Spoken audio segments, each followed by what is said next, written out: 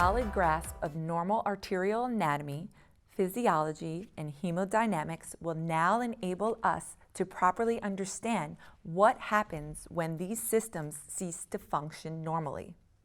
In other words, it will enable us to understand pathology. Dr. Rook explains which vascular pathologies the average patient should be most wary of. The vascular pathologies that the average patient needs to worry about are primarily peripheral artery disease and deep venous thrombosis. We do have issues with varicose veins and with chronic venous insufficiency, but they tend to be, on average, a little milder. They're not limb-threatening. They're typically not life-threatening.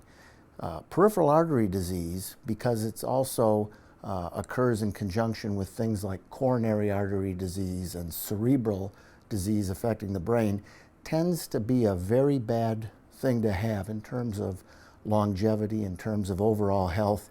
It's also something that can threaten the limbs, so you may lose your leg as a result of peripheral artery disease. As you can see, arterial pathology, particularly peripheral arterial disease, can be quite serious. The ability to properly identify arterial pathology is essential to patient care. Thus, as healthcare providers, it is our duty to understand pathology as well as pathophysiology behind it. Let's review these concepts with Dr. Jose Diaz. Let's talk a little bit about basic concepts on circulation.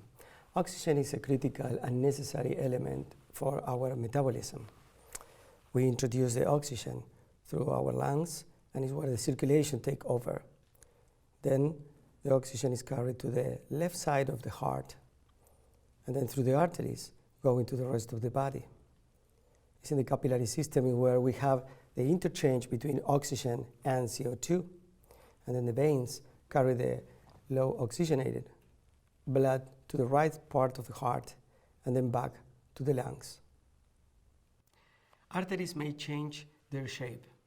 There is a given shape of the artery, and the disease can change that shape into a narrow stage, which is the atherosclerosis, or into a wider type of artery, which is the aneurysm.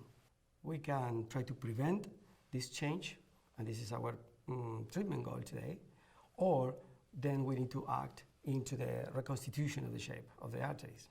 The arteries before the disease carry blood in what we call laminar flow. The characteristics for this laminar flow is that they have a central flow that is faster and a flow that is against the wall that is slower, and we call shear stress. Atherosclerosis is a disease in which plaques build up inside of the arteries. As you can see in the graph, it narrows the lumen. If we take a look in the evolution of the plaque, we have different stages. Initially, we have a circulation of white blood cells in the wall. This is followed by fatty streaks that we can observe early on in life, which represent mainly intracellular lipid accumulation. The next step will be an intermediate lesion in where intracellular lipid accumulation of a small cellular lipid pools are accumulated in the wall. Now, the next step is define the atheroma, in where we have an intracellular lipid accumulation core with extracellular lipids. The next step is the fibroatheroma, which could be single or multiple lipids core with fibrotic calcified layers. And finally, the complicated lesion, which is the surface defect hematoma. If we take a look in the influence of how the plaque influences the blood flow, thinking that the flow is naturally coming toward to the plaque, we can see in publications how very nice is represented the changes in the flow. Usually the flow is laminar, hitting the plaque, slow down the speed, but immediately after the speed is up in order to try to compensate the same volume pre and after the plaque. And these images represent very nicely the changes that the plaque made into the circulation. Now, talking about morphology and pathology, various features of the plaque morphology can be used to identify symptomatic risks. And in this case, we need to talk about plaque ulceration, plaque structure and composition, and plaque volume. Plaque ulceration and rupture. There is more evidence that is supporting the notion that carotid plaque ulceration is associated with carotid origin of stroke.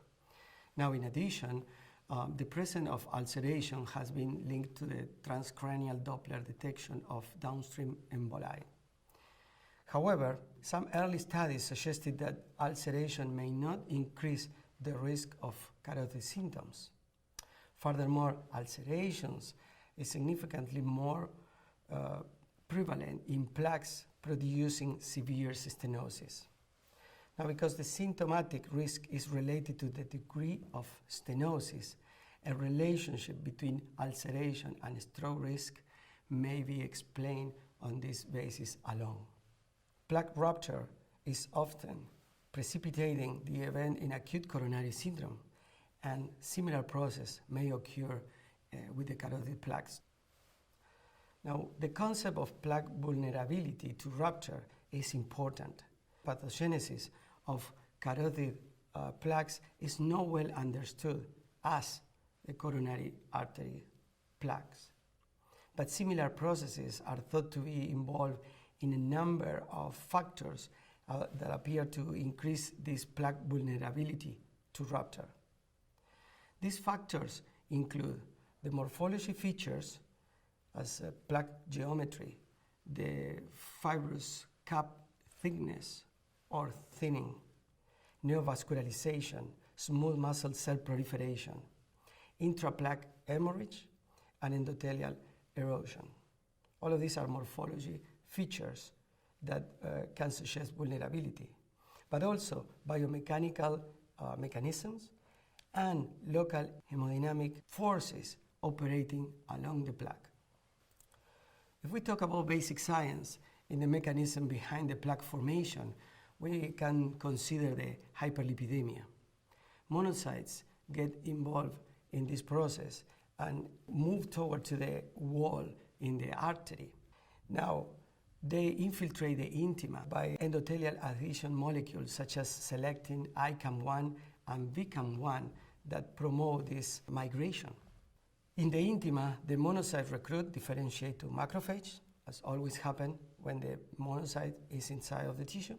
And this macrophage promote an inflammatory environment that this will promote the atherosclerosis.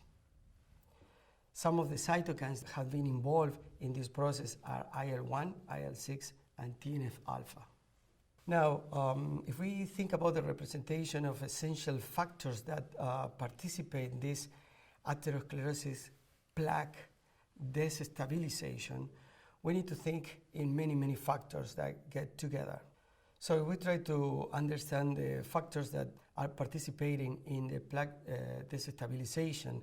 We need to think in special morphology, which is the thin cap, the large lipid core, microcalcification, and positive remodeling. However, these anatomic characteristics per se are not enough to trigger the destabilization.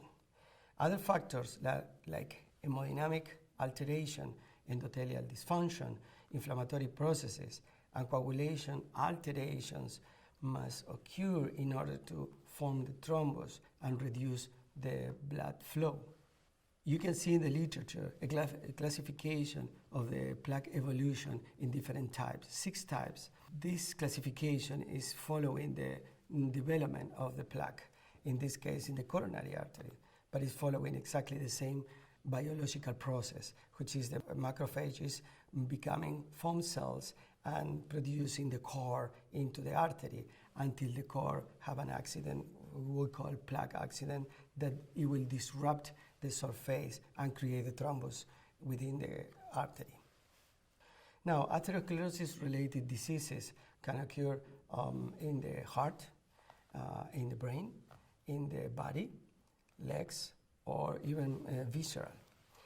The coronary heart disease, also called coronary artery disease, occurs when plaque builds up into the coronary arteries, which are carrying the blood, oxygenated blood, into the heart.